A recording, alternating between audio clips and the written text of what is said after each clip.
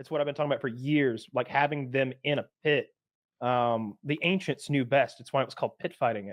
That's why they go pit bulls. You know, like it makes sense to have your fighting sport down in a never hole put beneath that you. together with pit bulls. I never thought about why.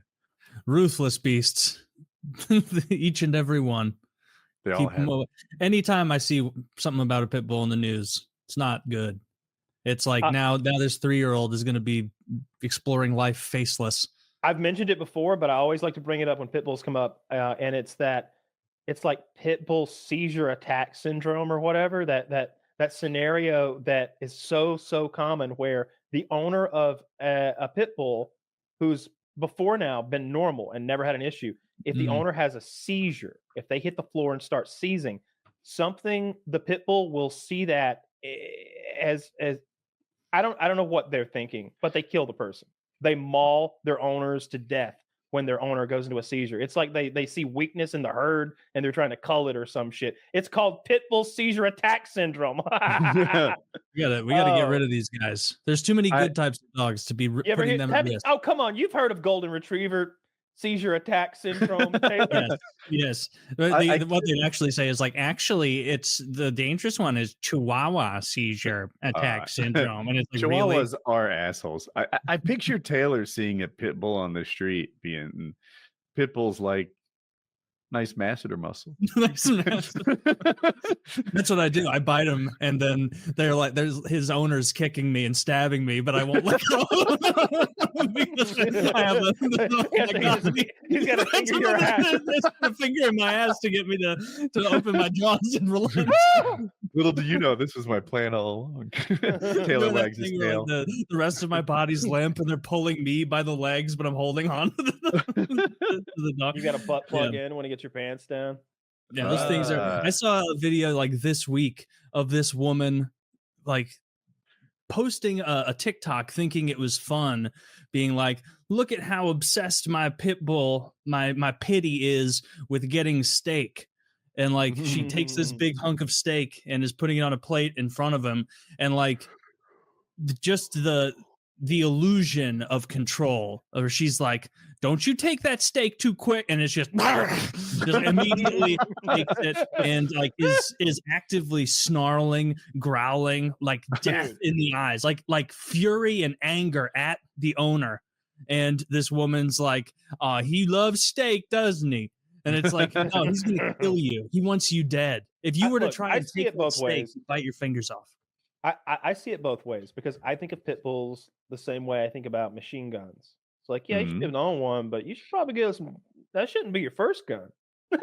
Maybe. What other guns have you had? Yeah. And you can't take it to the dog park. Yeah, that's fair. Hey, you can't shoot that gun here. We're bird hunting. You can't have an AK out here. Like you take your machine gun and put it away. You know, that's exactly how I feel about those pit bulls. I don't want to like exterminate their bloodline, but I think you should probably need a license to get one. Those things they're a little different than the average dog. They're a little closer to a monster who eats children's faces than a dog. Yeah. I've met some very, very sweet pit bulls, but I still wonder, like, what are they like on their bad days, right? What are they like if they're scared or stepped on? While they're eating, stepped on. That's a good one. Or when I had my yellow labs, my kids were so small. I saw one of them put their fingers in both nostrils of my dog's nose. The dog's not that smart. He's like suffocating. Gives him like 12, 15 seconds. He's like, "Oh, open mouth, got it." And the whole time, it never occurred to him to be aggressive or even to like wrestle back or anything. These are children. We don't hurt them.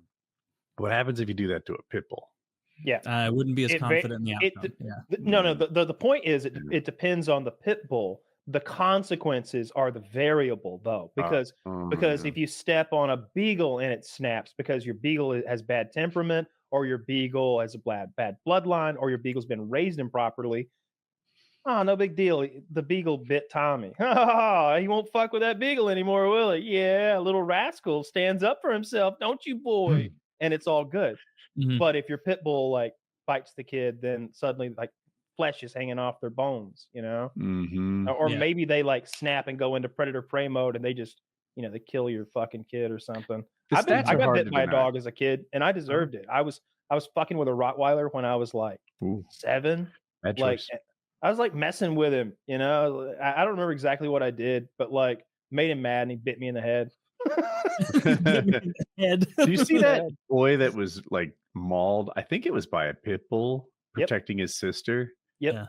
Yeah, the internet loves him. They're like, this guy's got badass scars. He's gonna get all the girls. I'm like, what? I hope that's true. I don't know. Yeah. I bet he's going to be very fearful of dogs for the rest of his life, and maybe have some other psychological issues. Hey there, ladies! I beat a dog one time. I'm not hero.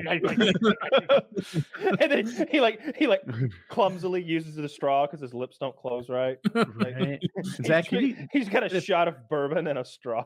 He's like that fucking guy with half a face from Boardwalk Empire. Well, I've become a bit of a drug addict. No,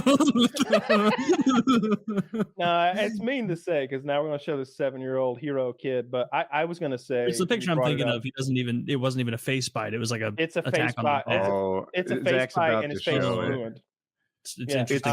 There's multiple of these stories. I was just thinking. I hope he got a good plastic surgeon. I saw a more current picture than the one you're about to see. Oh, here it is. Oh. Second picture incoming. Damn. So he healed pretty well, but sometimes you need to see a face in motion to get a better vibe for it. Like, you might pose for a decent picture, but then you smile or just emote, and you know the asymmetricalness can show through.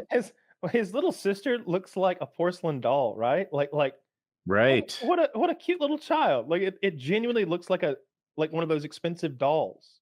They're a good-looking family. And now, did we see one of the healed, or is there not another? That was a healed picture. I think that most recent. Yeah, it looked pretty good. Oh well, then okay. I literally didn't notice that he had even a scar. So if you looked again, I think you would if you were looking like focused. But he healed pretty well. I just don't know how it looks in motion. Yeah. Well, shout out to that kid. Good for him. I went to school with a kid who, a lot of them, it's a regular thing in the South, I think, because we eat so many goddamn fried foods, especially poor people. But you know, they spill grease on children and like fry their faces and stuff. So like I've seen several kids and I was like, oh, that kid got fried. You can tell. Like you can see it. That happened to my friend's kid. It wasn't fried. It was like a coffee or a tea on the counter. And they pulled it down on themselves. That's what they do. Were like, yep. Yeah.